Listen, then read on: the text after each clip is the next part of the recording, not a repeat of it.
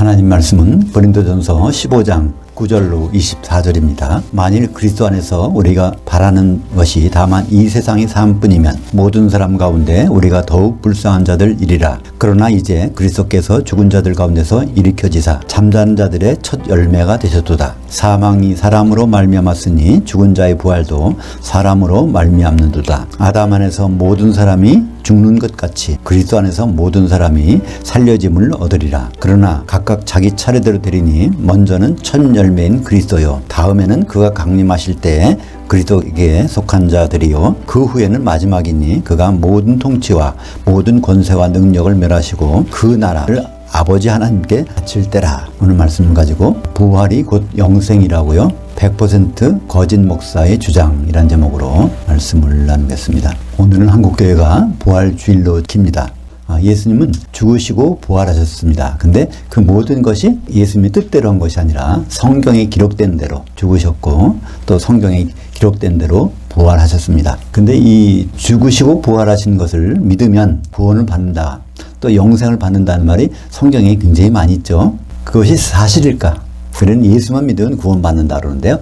근데 정확히 표현하면요, 예수를 향하여 믿으면, 이게 성경 어디든지 그렇습니다. 그게 없는 데가 없어요. 향하여라는 전치사는 헬라어 에이스인데 이것이 붙어 있는데 이것이 번역되는 과정에서 영어에서는 그냥 그것이 인으로 됐다가 우리말 번역에서는 빠져버렸습니다. 그러니까 예수를 한번 믿는 순간에 우리가 영생을 얻었다 이렇게 하는데요, 실제 원전을 보면 항상 예수님을 향하여 믿을 때 그것이 되는 것입니다. 그러니까 예수님이 우리를 위해서 죽은 것과 예수님이 사흘 만에 살아나신 것, 그걸 또 믿어야 되지만 그것만 믿어서 되는 것이 아니라 예수님이 하신 행적, 모든 것 끝까지 예수님이 어떤 분으로 오실 것인지를, 그것까지를 주목해서 바라봐야 그때 비로소 영생, 천년왕국의 삶이 있다는 것입니다. 요한계시록에서는 그런 사람을 뭐라고 표시하냐면요, 이기는 자라고 돼 있어요. 이기는 자는 만국을 통치할 수 있는 권세를 주는데, 천년왕국에서 예수님과 더불어 통치하는 자리까지 가는 게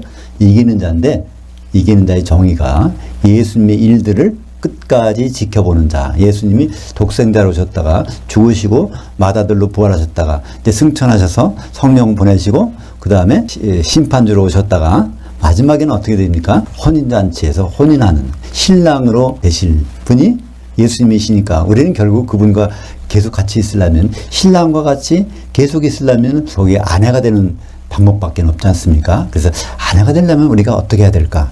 그것까지를 우리가 항상 유의하고 준비해야 그게 바로 영생에 이르는 것을 알 수 있습니다. 그렇다면 부활해서 영생까지 이르는 확률은 어떻게 될까요? 구약에서 예를 찾아볼 수 있습니다. 60만 명이 그 장정들이 출애굽에서 나왔어요.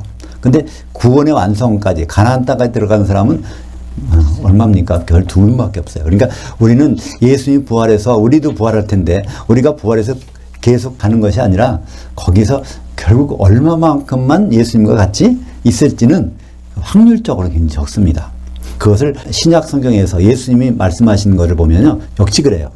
마태복음 22장에 보면 거기에 한 왕이 혼인잔치를 벌여놓고 아들을 장가 보내는데 거기에 이제 많은 사람들 청해가지고 혼인잔치를 벌이는 장면이 나와요. 거기 특별히 마태복음 22장에는 4절에 오찬을 청해서 길거리 있는 사람 모든 만나는 사람마다 불러들이라고 하는 거예요. 그게 바로 우리 예수 믿는 사람들이 이제 예수님 앞에 서게 되는 그 날입니다. 근데 그날 저녁에 만찬이 벌어지는데 거기에는요, 예복 입지 않으면 거기서 쫓겨나는 장면이 나오죠. 그러니까 그것이 완전한 구원까지 이루는 사람, 예수님의 아내의 자리까지 가는 사람, 그 사람은 극히 적다는 것을 알 수 있습니다. 그래서 마태복음 22장 14절에 청함을 받은 자들은 많대, 택함을 입은 자들은 아주 적으니라. 그러니까 헬라어로 많다는 말은요, 폴리스라는 말을 씁니다. 적다는 것은요, 올리고스라는 말이 있습니다. 헬라어에. 예수님은 청함을 받은 사람은 폴리스라는 거예요. 굉장히 많다는 거예요. 예수 믿는 사람은 굉장히 많다는 거예요. 그러나 그것을 택함을 입은 자, 예복을 입은 자, 어린 양의 아내 자리까지 하는 자는 올리고스라는 거예요. 몇 명이 안 된다는 거예요. 그것이 바로 예수님이 말씀하신 내용인데, 우리는 예수님 부활했으니까 우리는 이제 그만 믿으면 우리도 부활한다, 할렐루야, 이제 이거로 끝나지 않습니까? 그래서 많은 경우에 부활을 영생으로 착각합니다. 부활만 하면, 부활이 안 될까봐 그렇지, 부활만 해서 휴거까지 되면은 예수님과 더불어 영원한 삶, 천년왕국의 삶을 갖는다고 이렇게 우리는 들어왔고 그렇게 말씀하시는 분들도 계세요. 그러나 그건 거짓입니다. 그 중에서 영생에 들어가는 경우는 극히 미약합니다. 이 부활에 대해서 우리가 성경에서 볼 때 우리가 생각하는 부활하고 좀 틀려요. 우리는 일반적으로 부활하면 죽은 자가 살아나는 것을 부활이라고 하지 않습니까? 근데 성경에서는요, 죽은 자가 살아나는 것을 부활이라고 안 해요. 그것을 우리가 보통 뭐라고 할까요? 소생이라는 말이 있죠. 죽었다가 잠깐 살아나는 거. 그건 소생이에요. 성경에서 부활은요, 근본적으로 한번 영의 몸으로 바뀌어서 결국 그 상태가 변하지 않는 거예요. 설사 지옥 가더라도 영의 몸으로 지옥 가는 거고요. 불못 가더라도 영의 몸으로 불못 가는 거예요. 그러니까 얼마나 무서운 일입니까? 그냥 잠깐 동안 지옥 가서 타버린다면 끝이잖아요, 고통이. 근데 1000년 동안 지옥에서 안 타버리고 고통당하는 거고요. 또 불못 가면은 세세토록 그렇게 고통당하는 거예요. 그러니까 이 부활체는요, 굉장히 위험한 거고요. 위기에 닥칠 수가 있습니다. 그러나 거기에서 지옥과 불못이 안 들어가면 참 다행인 거죠. 그래서 성경적인 부활은 혼의 몸이 죽고 영의 몸이 살아나는 것입니다. 우리는 혼의 몸을 쉽게 말하면 우리 육체의 몸, 이 세상을 사는 몸이라고 할 수 있는데 이것을 성경에서는요, 혼의 몸, 그러니까 푸시키코스라는 말도, 혼이라는 것은 푸시케라는 헬라어를 써서 그거의 형용사형 푸시키코스의 몸을 갖는다는 거 말하고 있는데요. 그것이 없어지고 그것이 흙으로 들어가고 그 다음에 영의 몸, 그 푸뉴마티코스라는 영의 몸을 입는 것이 그것이 부활입니다. 그러니까 예수님 부활할 때까지는 한 번도 부활한 사람이 없어요. 구약 때도 엘리야나 또 엘리사가 죽은 자를 살려준 경우 있잖아요. 근데 그 사람들은 살릴 때 혼의 몸으로 사는 거예요, 다시. 그러니까 그거는 부활이 아닙니다. 또 나사로도 죽은 지 4일이나 됐잖아요. 근데 나사로가 나오라 그러니까 걸어 나왔어. 근데 그것은 부활이 아닙니다. 그것은 혼의 몸을 입고 그대로 육신대로 나온 거니까 그건 성경적으로 부활이 아닙니다. 심지어는 무슨 일이 있었어요? 예수님이 십자가 달려서 돌아가실 때 그때 땅에서 큰 지진이 나고 땅이 터지면서 무덤에서 있던 성도들이 살아나왔다고 성경은 기록되고 있습니다. 근데 그것도 부활은 아니에요. 왜 아닐까요? 영의 몸을 입어서 돌아다니는 것이 아니라 혼의 몸을 입고 육신의 몸을 입고 살아나서 돌아다녔던 것이니까 그건 부활은 아닙니다. 그러면 부활의 첫 번째가 누구일까요? 바로 예수님이신 것입니다. 오늘 본문에 고린도전서 15장 20절 볼까요? 그러나 이제 그리스도께서 죽은 자들 가운데서 살려지사 잠자는 자들의 첫 열매가 되셨도다. 첫 열매. 어떤 씨를 심었는데 거기에서 싹이 날 거잖아요. 싹이 나는데 그때는 잘 몰라. 뭐가 있어야 알아요? 열매가 열려야 이것이 밀인지 보리인지 잡초인지 그걸 알 수 있지 않습니까? 그것처럼 부활에서 첫 번째 열매가 예수님이라는 거예요. 그러니까 영의 몸을 입은 첫 번째 예수님이신 것입니다. 구약은 모두가 예수님을 증언하는 책입니다. 구약을 바리새인들이나 유대인들은 보통 어떻게 했습니까? 구약에 나오는 613개의 계명을 잘 지키면 우리가 영생을 얻겠다. 그래서 지키고 있었는데 예수님이 그게 아니라 그게 말씀하신 거 어디 나와 있죠? 요한복음 5장 39절에 너희가 성경에서 구약 성경에서 영생을 얻어보려고 구약을 연구하거니와 그러나 구약 성경은 나에 대해서 증언하는 것이니라 이렇게 말씀하셨어요. 그 중에 레위기에 보면요 7개의 절기가 나옵니다. 이건 사람들이 정한 것이 아니라 하나님이 정하신 거예요. 그러니까 하나님이 정하신 절기는 바로 예수님이 그런 것을 행하시겠다는 그런 일정표가 나오고 있습니다. 골로새서 2장 17절 보면 이것들은 거기엔 절기가 포함되는데 절기는 장래일의 그림자이나 몸은 그리스도의 것이니라. 그러니까 그림자가 있으면 거기에 실체가 있는 거예요. 그죠? 그림자는 반드시 실체가 있을 때 그림자가 생기는 거예요. 그 실체가 바로 그리스도의 것이니라. 예수님께서 그것을 이루실 것이라는 거예요. 그럼 7개의 절기가 있는데 6월절은 예수님이 뭘 이루시나? 그 다음에 무교절, 초곡절, 오순절, 나팔절, 대속제일, 장막절. 그건 예수님의 것이라는 거예요. 예수님이 그것을 하나하나 이루어 가실 텐데 그것을 그림자가 구약 성경에 나오는 그 레위기 23장에 나오는 이 7개 절기입니다.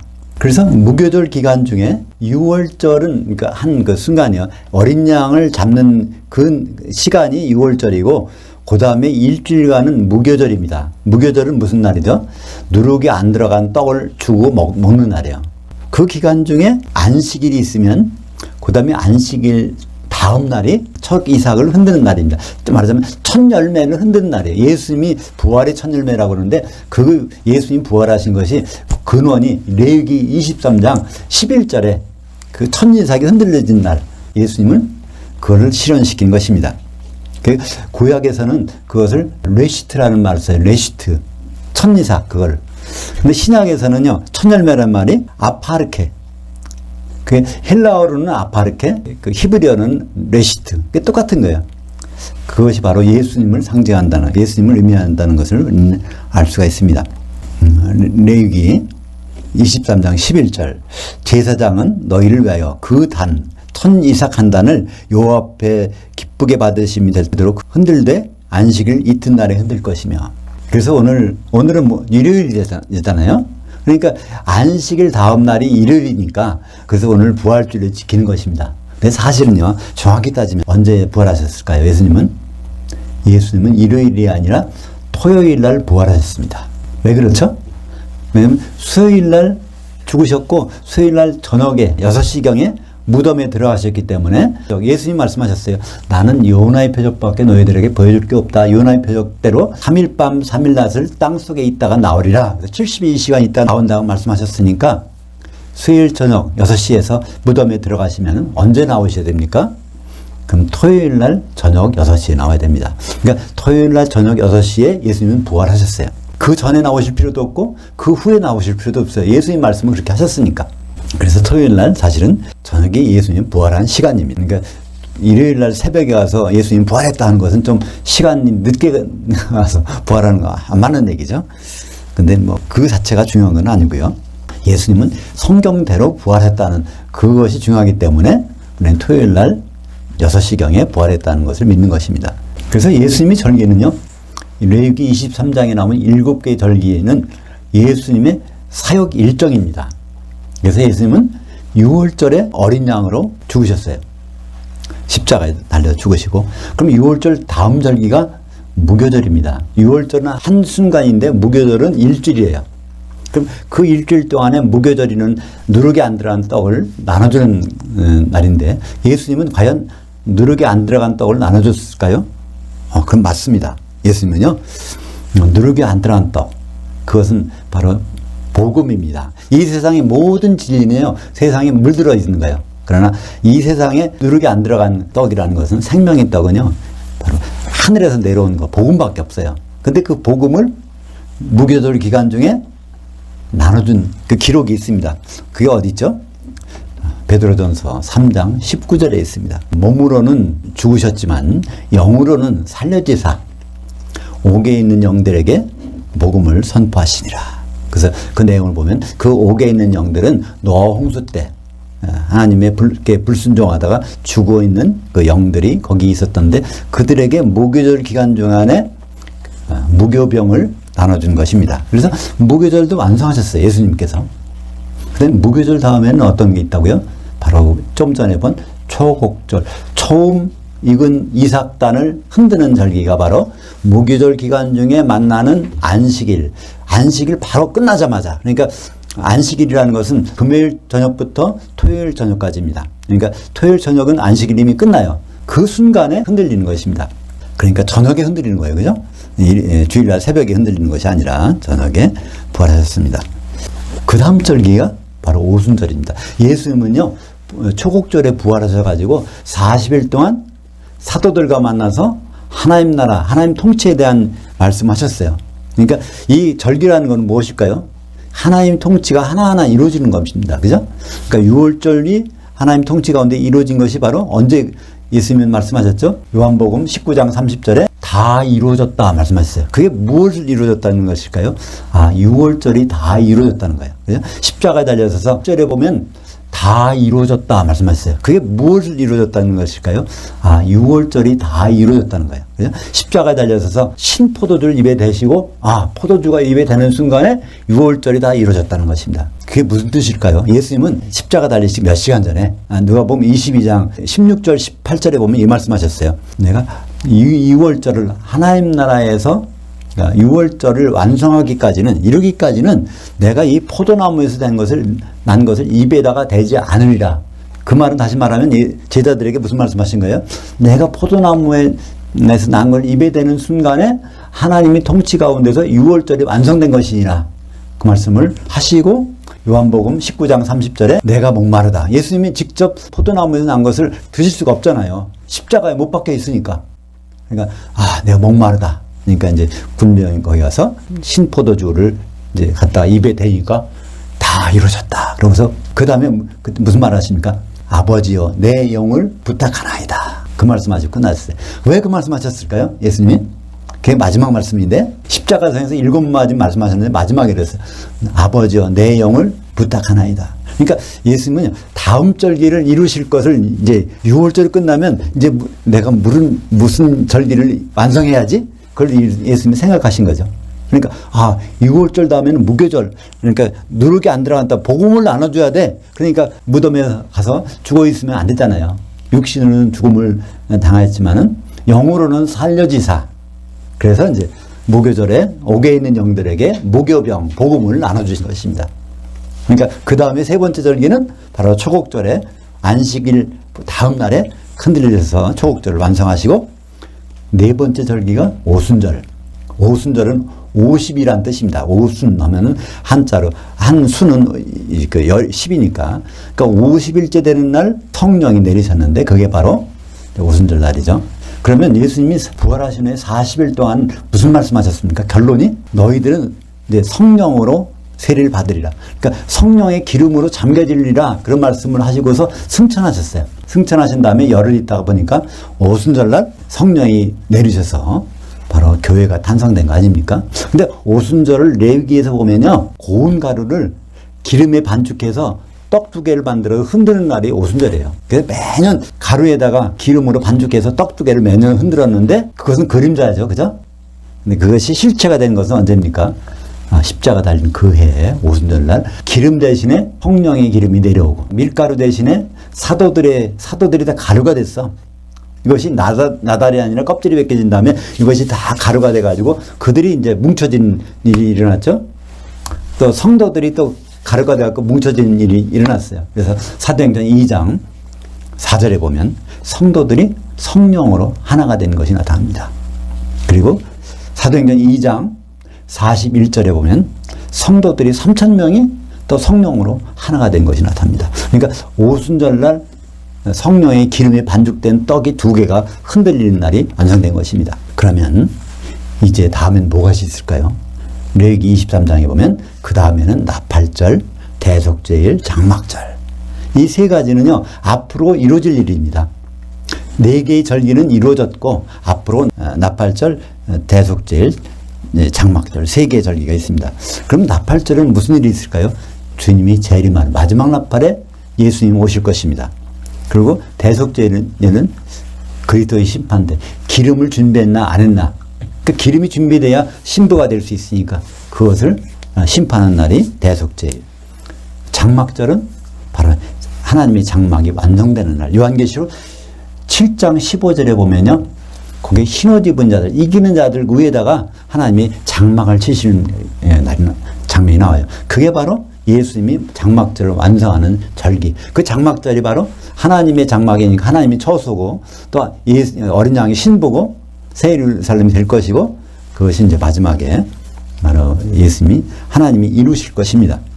그러면 이 부활의 순서를 다시 보면 오늘 말씀 15장 23절에 보면요.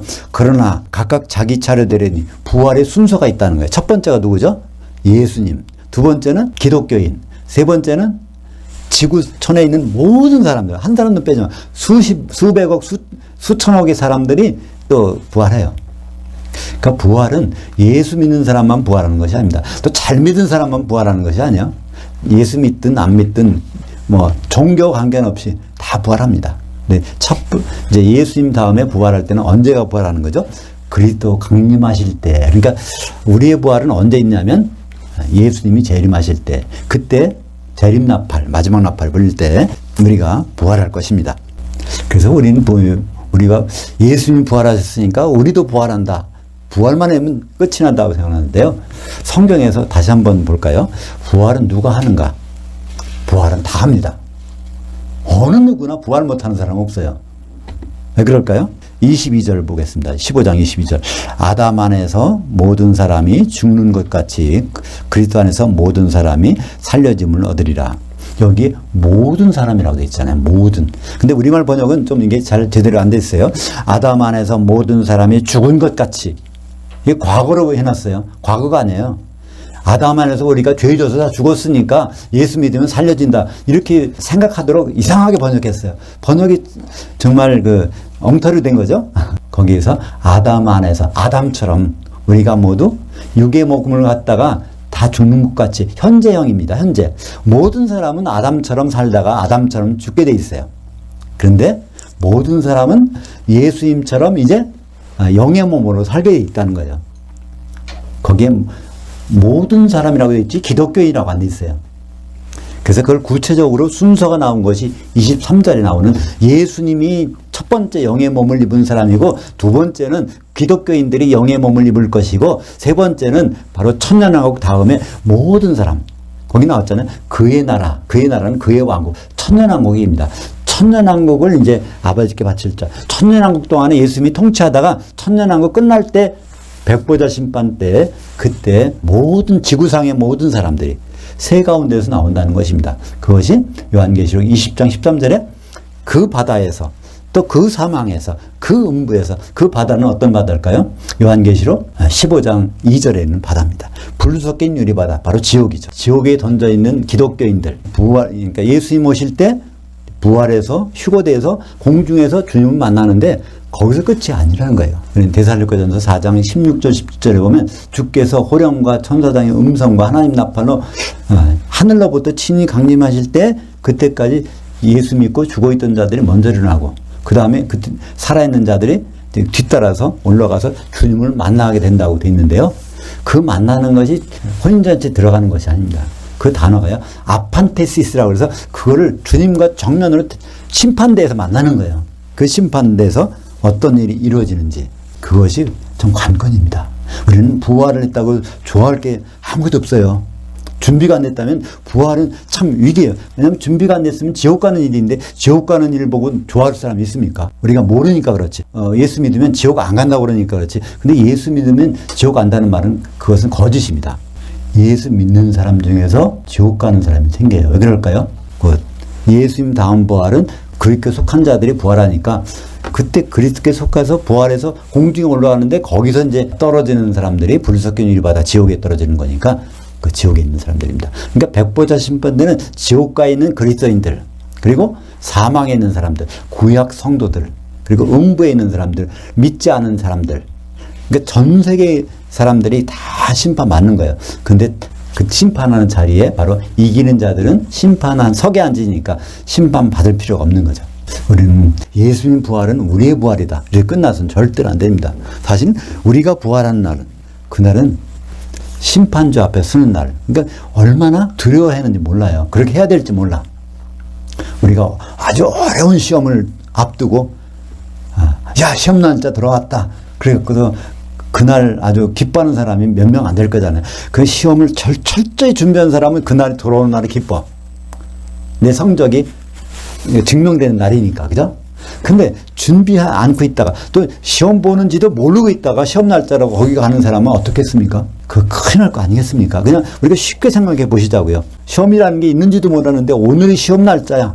안 보면 큰일 난대. 그래서 거기 가서 그 자리에 앉아있을 때 좌불안석이 되지 않겠습니까?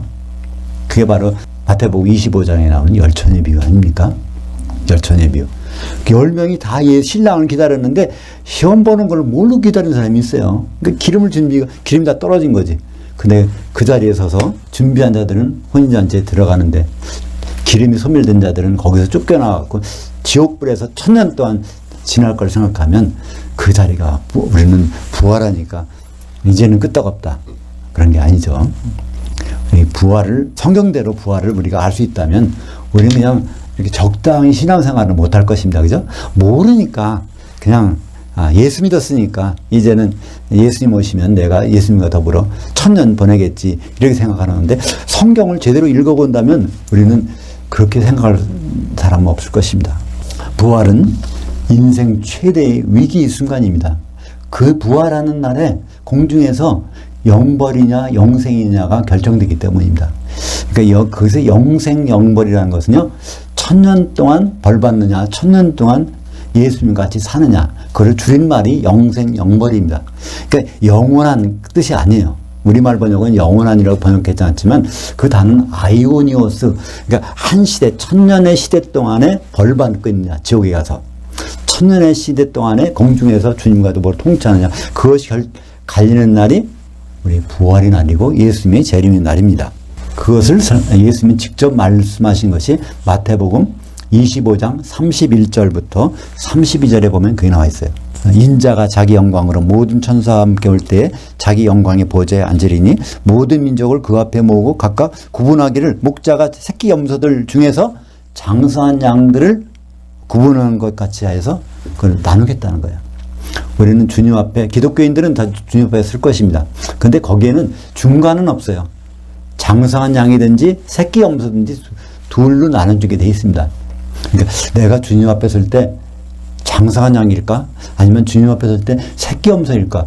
그것은 주님이 판단하시는데 그것에 준비하는 팁이 나와 있어요. 우리는 꿀팁이라고 할 수 있을까? 아주 최고 좋은 정보. 장성한 양이 되는 정보, 또 새끼 염소가 되지 않을 정보를 갖고 있어요. 바로 그리스도의 심판대에서 심판 기준을 예수님은 마태복음 25장 40절에 말씀하고 있습니다. 우리는 그것이 시험 문제 정답을 알고 있어요.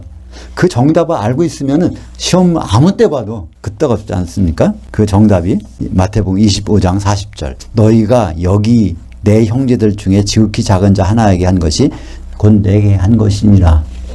이것은 여기라는 것은 그리스도의 심판대. 내 형제들이라는 것은 그리스도 심판대 옆에 있는 형제들이니까 사도들. 그 사도들의 가장 작은 자 중에 하나한테 한 것이면 그것이 내게 한 것이니까 장성한 양으로 인정하시겠다는 거예요. 근데 이 사도들 중에 가장 작은 자를 대접 안 했으면 이것은 내게 한 것이 아니니까 새끼 염소라는 거예요. 예수님의 판결은 간단합니다. 시험 문제도 굉장히 간단해요. 그러니까 사도들의 말을 들었는지 안 들었는지, 그 신약 성경의 작은 부분까지 봤는지 안 봤는지, 그것을 가지고 우리 운명이 달라진다는 것입니다.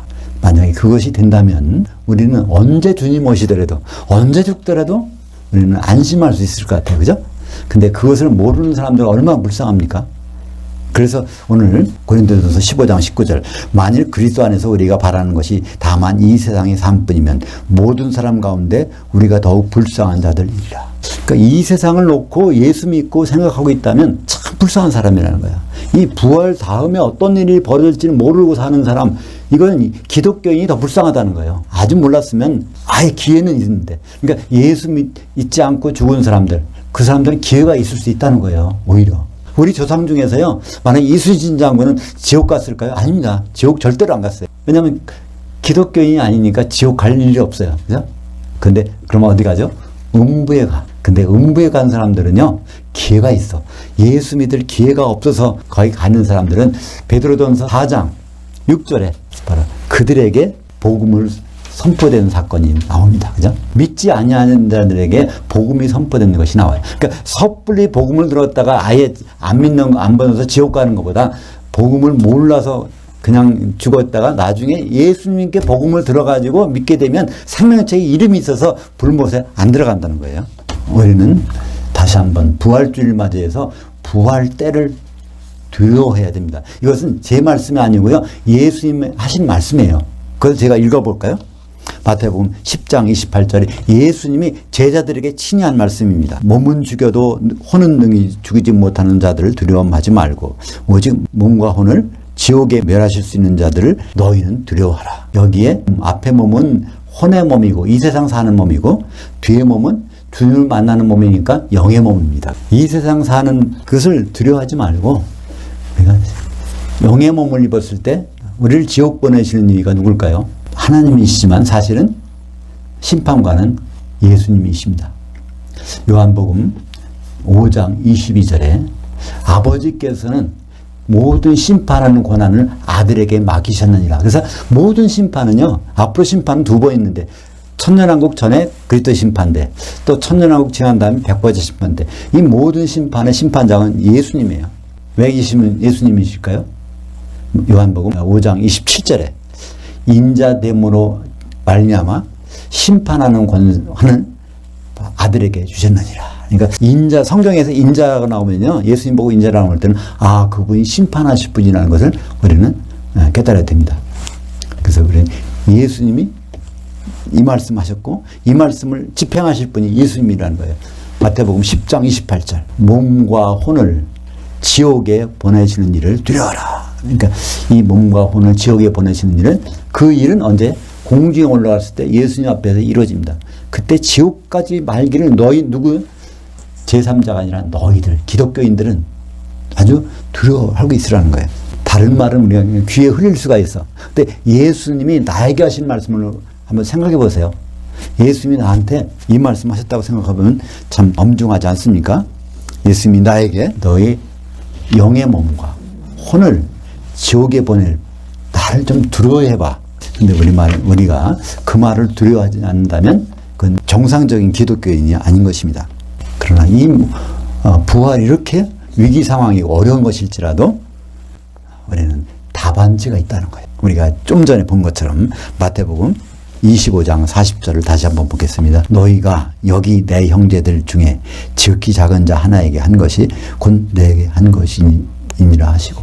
그러니까 성경책이 두껍지만 여기에 예수님의 심판대, 그리스도의 심판대에서 적용될 답안지는 요거 한 절이에요. 마태복음 25장 40절. 그것만 어디에 조금 쪽지 손목에 써가지고 이것만 갖고 다니면요, 우리는 정답을 갖고 다니는 거예요. 그 자리에 섰을 때, 우리는 주님 앞에 섰을 때 반드시 주님은 우리를 장성한 양인지 새끼 염소인지 이거로 구분하신다고 주님은 직접 말씀하셨습니다.